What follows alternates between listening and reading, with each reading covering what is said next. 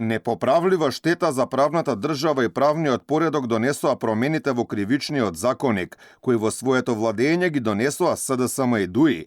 Уставниот суд му даде рок од 6 месеци на собранието да ги поправи штетните измени, инаку законот ќе биде поништен или укинат.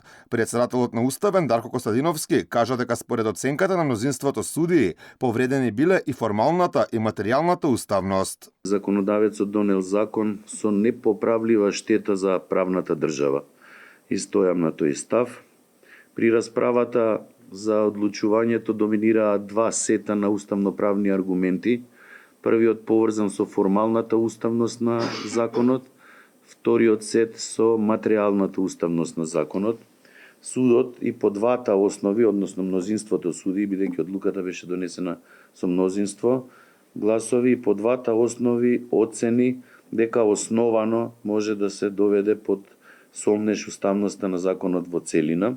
Измените во кривичниот законник во 2023 година уште тогаш предизвикаа бура реакции во јавноста, дека со тоа тогашната власт на тој начин се обидува да ги спаси своите функционери од високи затворски казни за сторени криминали. Според Костадиновски, сите сме требале да бидеме свесни за општествената реалност во која живееме, каде има дефицит на одговорност, суфицит на неказнивост и пандемија на корупција и злоупотреба на јавните функции.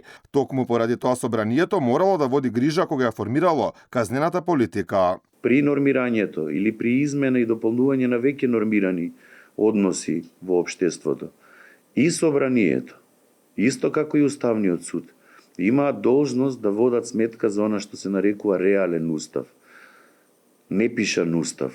Она што значи уставна стварност, општествена реалност во која живееме. За жал, по одлука, по оцена на судиите, собранието се абстрахирало од ваквата реалност. Измените предизвикаа жестоки реакции и кај правната фела, но и Европската комисија, бидејќи се однесуваат на членови што ги ублажуваат казните, кои се однесуваат на функционери, службени и одговорни лица во јавните предпријатија и установи, а беа донесени за 2 дена. Предложените законски измени беа изгласани со 48 гласови за, 36 против и 1 воздржан, пошто беа потпишани од тогашниот председател Стево Пендаровски.